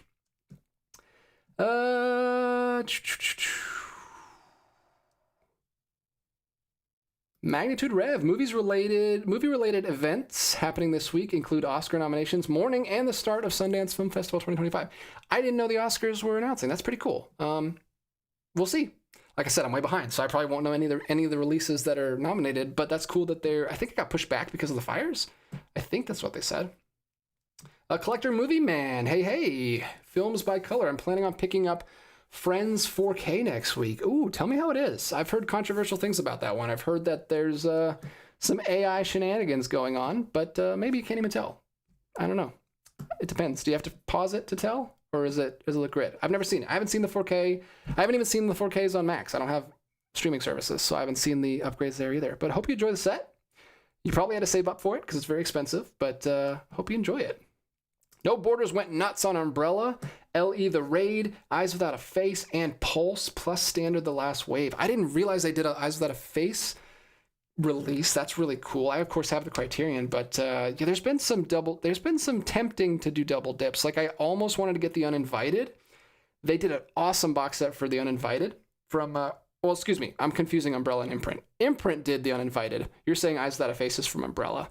Two Australian companies with like exorbitant prices that I can't afford. But Imprint did The Uninvited, but they also included a second film from the same writer, which that's really cool. Like that's a way to get me to double dip if you like include a bunch of extras or, you know, some extra features that are not included in the Criterion. That's what I did with Haxon. I just bought Haxon from Radiance, partially because it's an incredible release. I didn't mind double dipping, but also because they're cheap. Like Radiance is great prices. $32 on Diabolic. It was nuts. Joshua Burr says Last Embrace may be my least favorite Demi film I've seen. Excited to get Go Fish from Cinematograph though, but I did fall off as well. Yeah, that's what I'm hearing. I think most people did. It sucks because it's a really nice line. It's just the movies I'm not super pumped about the movies, but interesting that Go Fish got your attention. I haven't heard much about that one. But I also didn't realize, I think I did know this, but I didn't remember that Last Embrace. Did you guys just hear that? That was like a gunshot, like right outside my window. That was very disturbing. I don't know what that was. But anyway, we're going to keep going. If I get taken out halfway through this stream, please send help. I didn't realize it was a Demi film. I just watched Stop Making Sense a couple weeks ago, and I would like to see Last Embrace. I still want to see it. I have fond memory. I know there's a big, like, pivotal scene in that movie that takes place at Niagara Falls, which is where I proposed to my wife, so I'd like to see that. Just seeing the images of that scene kind of brought back memories for me. Kevin House, I picked up The Tin Star from Arrow at Barnes & Noble a few days ago. It's a wonderful film with excellent bonus features. Hope you can find a copy. There's another one. Don't know what's going on. Maybe someone has a squirrel that they're trying to get rid of in their backyard. It's a wonderful film with excellent bonus features. Hope you can find a copy to buy soon as I know you also want it. I do. I really want The Tin Star. If I find that in a Barnes & Noble, I will pick that up this month. I haven't seen it at like the 3 Barnes & Nobles I've gone to so far, though, which is a bummer because it looks great. It looks like a really cool release. 15 more minutes? We'll talk for 15 more minutes. You guys are great tonight. This is great. I'm having a really fun conversation. And you guys are... I always like learning from you guys. That's why I like doing this, because there's some people that are... I don't know. I get comments sometimes that are like, I can't take you seriously. You don't know anything about film. I'm not looking to be taken seriously, man. I just do this to learn. I do this because it's fun. I share my experience, and if I can help some people find some movies, that's great. If you don't find it helpful, I don't know, don't watch. I'm not trying to be a critic or a famous. I don't care. I'm just doing this because it's a hobby. It's a fun hobby. Let's see. Magnitude Rev. Yeah, I'm so tempted to get that Snowpiercer 4K. I just wish it was a standard release, as $35 is really at the edge of what I'm willing to buy for a film for, and I don't care for Steelbooks. Love the film. It is a great film. It's really cool, and I haven't seen it in forever. I need to rewatch it, but yeah, $35 is right on the line. I think it seems like we're all in agreement. That's a little bit too far. Maybe we should hold off and not support that, because maybe they'll be forced to lower it, but I feel like enough people are going to buy it. It's sold out, so I don't feel like we have a choice, which is sad. Joshua, I also love all my movie releases. Passages, Benedetta, Pleasure, Decision to Leave, Bergman Island, and now The Substance. Wow, so you've been keeping up. That's awesome. So they're great releases, so the transfer is good. At least, it seems like the supplements are not always great, but No Borders says, yes, Mubi has streaming and disc rights for the fall. I have Mubi, and they are showing it streaming 4K. Interesting. Okay, so according to No Borders, they do have the disc rights. So they should be releasing it later this year. That's what I would think. If Umbrella's dropping their release, and Mubi just dropped it on streaming, then they'll probably put it out later this year. I'm excited. I will definitely be grabbing that one. That's a movie that I'd like to upgrade. I'd probably rather get the Umbrella, because if I am going to upgrade to a 4K, I'd probably, rather get it like a nicer box set. I don't know what Umbrella's... I don't know what's happening outside. Hopefully it's fireworks. Could it be fireworks? Why would they be setting off fireworks on Martin Luther King Jr. Day? That doesn't make any sense. Anyway, Dwayne The Rock Hudson says, I blind bought Tin Star when it came out and was blown away. I genuinely think it's a forgotten masterpiece. It's really wonderful. I've been really getting into Westerns the last couple of years. That was always a genre that I said I wasn't a big fan of anytime someone asked me about it, but I really just hadn't seen any. So I've liked all the ones I've watched recently, and I can't wait to see one with Anthony Perkins, he's in that. He's one of my favorite actors in one of my favorite movies of all time, Psycho. So I can't wait. I really want to see the Tin Star. I might have to drive all the way to Alpharetta, which is like over an hour away, but that was where I saw the Tin Star. It's probably not still there. I guess I could check the website, but I saw the Tin Star in November when we were shopping for Criterion movies at that store. Dan's Den, Tarzan the Ape Man, also super pre-code too. It is. It's very pre-code. But it was a lot of fun. I enjoyed it. I'm excited to see a Blu-ray of it. It can't look good. There's no way it can look good because that movie, it looks like a documentary that you would have shot like in the 20s or 30s. The footage does not look great. It's like mixed in with like stock footage of animals. The ending is absolutely bananas. There's like a giant ape monster and an entire army of little people that Tarzan fights. It is, it's weird, it's crazy, and it's a lot of fun. I can't wait to rewatch it. I quite enjoyed it a few years ago for the first time.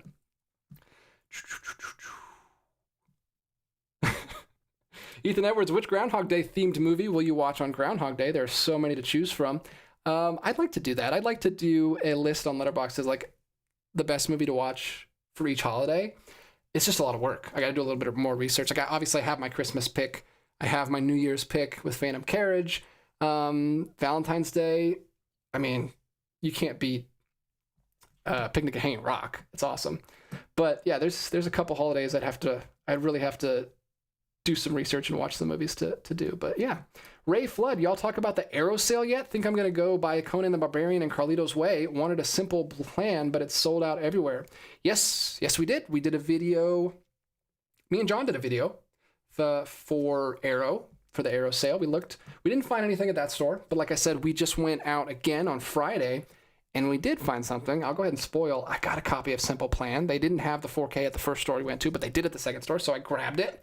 And also, go and watch that video, Ray Flood, because I'm giving away a copy of Conan the Barbarian, and I haven't done that yet, so you can still enter to win in the comment section of that video. I've got it right back there behind the plant. So I will be giving that away soon. And Carlito's Way is another big, nice limited edition 4K release that I did see at the second store as well. But yeah, we have a second video shot. I haven't got it up yet. I need to hurry up and edit that and get that up for you guys. But it was a lot of fun. We got to meet John up there. The three of us shot for Arrow Video stuff. Quietly Games. Is Trapped Ashes worth owning? I don't know. Honestly, I have no idea. It depends on you. That was probably my least favorite Deaf Crocodile release I've seen. It wasn't my thing though. It's like made for like horror, like trashy kind of horror movie fans, like, which is not my wheelhouse at all. So I don't know. Like that one kind of, I appreciated some of the more, I did like that it was more supernatural stuff. Instead of just like slashers. I appreciated there was like some animation involved in one of the shorts. It's a vignette film. It's like a throwback to some of the old horror anthology movies from the 50s and 60s. But it is very indie, and the acting did take me out quite a bit. So in places, there's some of the shorts are better directed and acted than others. But yeah, I don't know. I don't know if you need to own that one. Maybe check it out first if you can rent it. It's a great release, though. I had a great time like reading through the booklet on that, and that helped me appreciate the movie more. But and I also had a fun time watching it with my friend because he had no idea what he was in store for, and it's a really weird movie. But I like weird movies, and I don't know if you do Quietly Games, so maybe do a little bit more research. I don't know if that one's going to be for everybody, but I go to Deaf Crocodile much more for the international stuff they do and the animated stuff they do. So that's towards the bottom. That's probably at the bottom of my list for Deaf Crocodile stuff.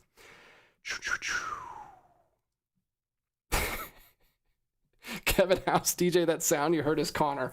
He just arrived with the fireworks. That's a great inside joke that not everyone's going to get, but I quite enjoyed it. Dwayne The Rock Hudson, heads up, even if you're not an Arrow fan, check your Barnes & Noble anyway, because mine has other movies mislabeled all the time. I got No Country today for 50% off. Sorry to shill. Wow, your Barnes & Noble is very incompetently run. They marked down Criterion? That's crazy. I'm glad you got it, because that's awesome. You don't have to wait till July. Internet user, that sound is foreshadowing the Winchester 73 release. I can't wait to get that movie. That was a fun one. I watched that on the channel last year, the year before, a couple years ago maybe, but it was fun. And I gotta get it. And James Stewart's in it. Ray Flood, yeah, not paying full price for it. I'll wait out and get it for the October sale. Magnitude Rev says Decision to Leave's release of movie is totally worth it. Highly, highly, highly recommend that film. And that's one you can just get on Amazon, I believe. I don't think there's any kind of exclusive stuff going on with the releases. So that's cool. Yeah, because you can get Substance. That'll be in the description if you want to grab that. Slipmaker, have you seen Coherence? One of those movies you have to go in cold, no spoilers to get the full effect, but just very spooky and Twilight Zone-y. I like that kind of movie, especially the Twilight Zone comparison. No, I haven't. I don't think I've seen Coherence. But thanks for the recommendation, Slipmaker, and good to see you. I haven't seen you in the comments in a long time, so welcome back. I will be. I think I'm going to be going to Universal House of Horrors next year as well, but in Orlando this time. Last year I went to the LA version, but my friend who took me then is also going back, and he wants me to go again. So I'll talk to you about that, Slipmaker, when the time comes, way later in September. No Borders. I'm dreading the cell arriving tomorrow because the disc issue. BFI, 7 Samurai, Yojimbo, Sanjuro on order, and Eureka Cure to compensate. Wow, you're all over the place. You're hitting up all the... I love that you're getting all of the UK labels. Are you in the UK or are you in the US? Because you're supporting all the UK labels. I'm sold. Like, I've been getting Radiance releases, and I think I'm gonna grab the Paris, Texas from BFI. Is it BFI? No, it's Eureka. No. It's BFI, right? I can't remember who did the... Anyway, it's a UK company that just did their version of Paris, Texas, right before Criterion did theirs, and I think I'm going to go with that one, because it looks awesome. I've heard better things about the supplements. Whoa. Chat just lost me. Ray Flood, are you going to do more top 10 list videos?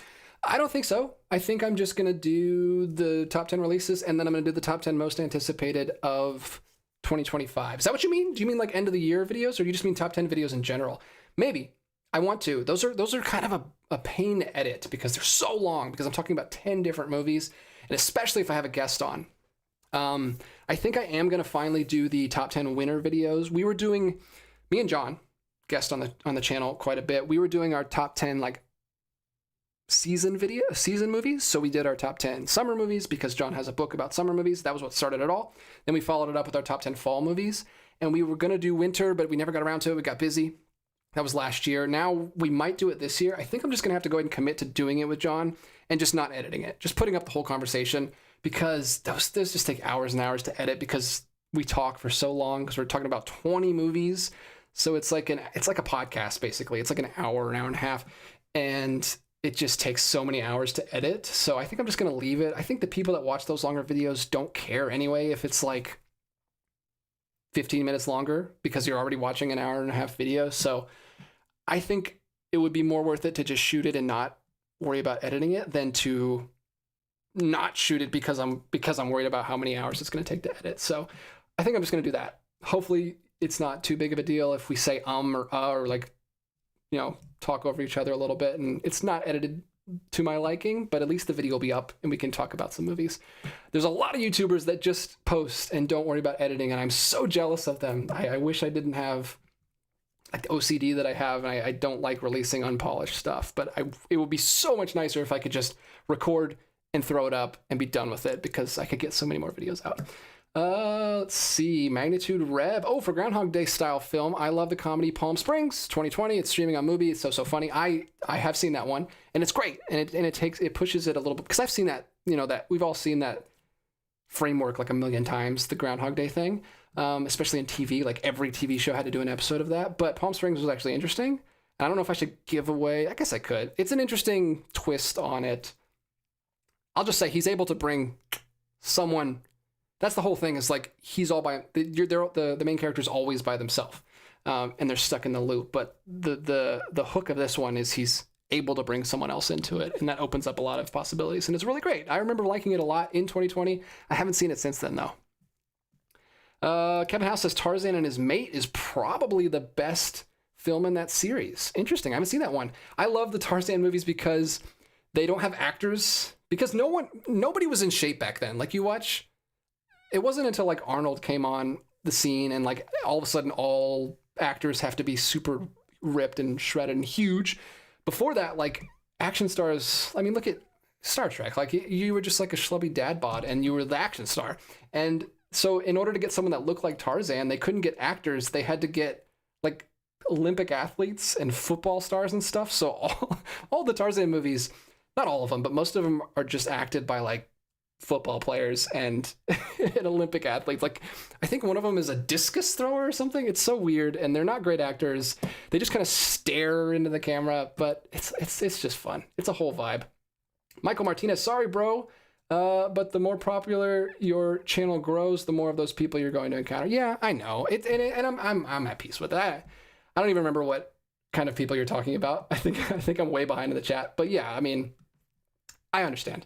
There's people that just they I don't know. I think because I'm not even that big. I'm at 6,000 now. They think, I don't know. They think if you're at a certain size that you like think you're awesome, and I don't. But they just assume that they need to cut you down a peg, because some people just want to do that, and that's fine. It's totally fine. I just ignore.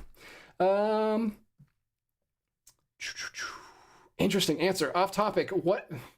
Great name. Off topic, but what is your thoughts on David Lynch? I have no thoughts. My thoughts are one of my best friends in the whole world is the biggest David Lynch fan ever. And when David Lynch passed away, he was the first person I thought of. He was actually the person who told me, and I felt so bad for him, because David Lynch is like the artist that's inspired him more than anything. This is Connor I'm talking about, who's going to be here this week.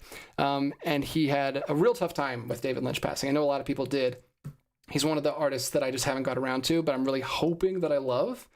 It's kind of one of those things where I've been kind of nervous to dive into it, because there's so much pressure, because it's very hit or miss. Like most people in our community love David Lynch, but I've heard from people that like aren't, big into the scene that it doesn't work for them. So I know it can be, it's kind of a love it or hate it thing. You either get it or you don't. So I've kind of been nervous to dive in, especially because one of my best friends ever is the biggest David Lynch fan of all time. So I'm finally going to dive in. This is, I hate that this is what it took to get me to dive off, to jump in, but I am going to finally do it. I'm going to start with Elephant Man, because I think that's one that I think that's a good starting point for me personally, like knowing my sensibilities. But Connor, when he's here, he said he's going to have me watch Blue Velvet. So he's going to bring it and we're going to watch it together. And I'd love to watch it with him. He also showed me the first episode of Twin Peaks when he was here a couple years ago visiting. He's all the way in Portland, Oregon. So I don't get to see him very often. So he showed me some of his favorites when he was here. So I'm going to watch Blue Velvet with him. It's going to be a great experience watching David Lynch with him because I know he's just going to have a big smile on his face the whole time because he loves Lynch. So I'm gonna finally have some thoughts on David Lynch, but yeah, it's one of those things that I'm just finally getting around to. But I'm excited to. I can't wait to dive in. The TTM production. I plan to go to Barnes & Noble tomorrow. Should I get the Arrow Inglourious Basterds 4K and the Cell? I don't know if I'd get the Cell. There's an issue with the disc, so they might not recall. I don't think they ever do that, but they might remake those discs and send them out, so maybe hold off on that one. Inglourious Basterds, I've heard good things about. I've heard I don't know, but that's another one. Everything's controversial these days. Like, that's another controversial release. I don't know. You're going to have to do your own research. Some people don't like that it's a similar transfer. Some people arguing that it's not the same transfer. I don't know. You don't know what to think anymore. Slipmaker, I'm literally counting the days to the next Horror Nights. So glad you had a fun time last year. Any IP you would like to see as a house? Ooh, that's a great question. I mean, all my stuff would be like old, so it would never happen. Like, I'm a big fan of older horror movies, like pre-Psycho. Like, Psycho's kind of the latest horror movie that I like really love. So yeah, that would never. None of my stuff would ever happen because that's not popular enough to get a house. Patrick Williams, check, and we're at 1:30. We're already at past time, but I want to finish up this last few because you guys have been great tonight. Patrick Williams, check your Barnes & Noble on 4K with the 50% off. I found Inglourious 4K box set. It said it was sold out everywhere, and at that location, I went there to pick up Trick or Treat and found 2 copies there. Yeah, man, Barnes & Noble doesn't know what they're doing. They need to get their stuff together. Well, good. I mean, at least that worked out in your favor. You found something that you really wanted, even though it wasn't listed. That's really cool. Ethan says Heretic is one of my favorites of 2024. It only got better. It only got beat out by Memoir of a Snail, another movie I'm very excited to pick up. Excited to pick it up along with We Live in Time and the Blu-ray vinyl. Sweet. Well, have a fun time at Barnes & Noble. I hope you find all those things. And thanks for your comment. You left a comment today on the post I did about these new acquisitions. So thank you so much. Curzon, thank you so much. No Borders. Curzon did the Paris, Texas. I could not think of that for the life of me. Connor Nielsen, hey, he's here. He's popped in. We've been talking about you, buddy. Can't wait to see you this week. Jackie Brown is arriving tomorrow, but no word yet on where the Kill Bill films and the Substance will ship. Okay, so you got a nice little set coming to you. Hopefully they get to you soon before you head onto the plane to get here. And 7 4K is also finally arriving this week. Man, you've been cranking out some purchases. You've been holding out on me. All right, let's wrap this up. We're getting to the end here. WI Watch Guy. Hey, Films by Color. DJ, hope you're doing well. Arrow's A Simple Plan on 4K seems to be sold out. Have you noticed this? Also, Kino Lorber sale soon. I don't know if there's a Kino Lorber sale soon. They seem to do them all the time, so there might be. That's a good bet that there is. Simple Plan 4K, it may be sold out. I don't know. It just might depend on your store. It was sold out at the first store I went to, so it could be. I don't know. I don't know if it's sold out across the board. But Barnes & Nobles don't get that many copies, especially the ones here around me anyway. They basically get like 1 4K and 1 Blu-ray, and they put them on the shelf. Unless it's a bigger one like Inglourious Basterds or something, but they basically get 1 4K and 1 Blu-ray, and that's it. Like, once they sell out, you kind of got to wait for them to reorder them. So that's kind of a bummer. Hopefully they can start stocking those more. Hopefully people start buying them more. But anyway, I think that's good for this. I think that's good for this stream. People talking about David Lynch. I'm glad you guys are talking about that. In the chat, Ray Flood says my favorite Lynch film is Mulholland Drive. Watch Guy says Twin Peaks is my favorite Lynch. Another vote for Mulholland Drive from No Borders. Fire Walk with Me is the best Lynch, if you ask me. This is coming from Connor, but he has like 5 or 6 that contend for that title. So Connor's a huge fan of most of his work. And Magnitude Rev also says Mulholland Drive gets my pick for favorite Lynch film. So anyway, I've got a lot of catching up to do, and I can't wait to. I'm hoping that I hope I get the bug after I watch a couple Lynch films this week, and I just start rolling through them. I don't own as many from Criterion. I don't think I only own The Elephant Man. So hopefully I really like those two, and I can start picking those up. One last thing here. Magnitude Rev has posted this a couple times, so I want to read it. Can I make a streaming recommendation? You can, but I don't guarantee that I'll do it because I never watch streaming. I don't even have any streaming services except for Criterion. Can I make a streaming recommendation? Look Back, 2024. It's 57 minutes long and is a beautiful film about being an artist. My second favorite film of 2024, and it is on Prime Video. Oh, that you're in luck, because that is the one streaming service I do have, because it's just a given, because I have free shipping. So, sweet. I'll add that to my watch list. Thanks so much. And it's only 57 minutes. That's a plus. I could knock that out tonight after I end the stream. That's great. Wow. Thanks, Magnitude Rev. Always appreciate your recommendations. You throw a lot in, and I always appreciate it. Even though I can't get to all of them, I really appreciate the thought that you're I don't know, thinking about me. Think I might like some things and recommending them to me. I really appreciate it. Dan Sten says The Elephant Man is definitely the Lynch normie film favorite, but The Straight Story is my favorite. Sweet. Well, I can't wait. I've heard great things about The Straight Story as well. All right, I'm going to wrap it up here. Thank you guys so much for everything. This is a great conversation. I love talking about movies with you guys, and I love going over the new releases. Even though it was a smaller week, I still had a good time talking to you, and I always appreciate your insights and your recommendations, and I try to take as many as I can.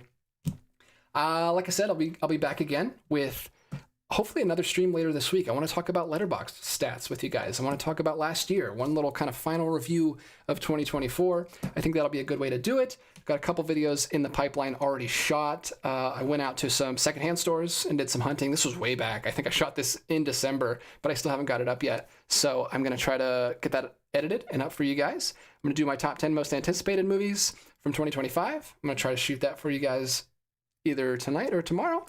Probably tomorrow because my voice is leaving me. And then I got that video from Arrow, the Arrow video sale from Barnes & Noble to edit that I did with John and Grace. So all those will be coming up very soon. So stay tuned. Thank you guys for joining me tonight. Always enjoy my Monday nights with you guys. Until next time, keep collecting. And we'll be back with another one real soon.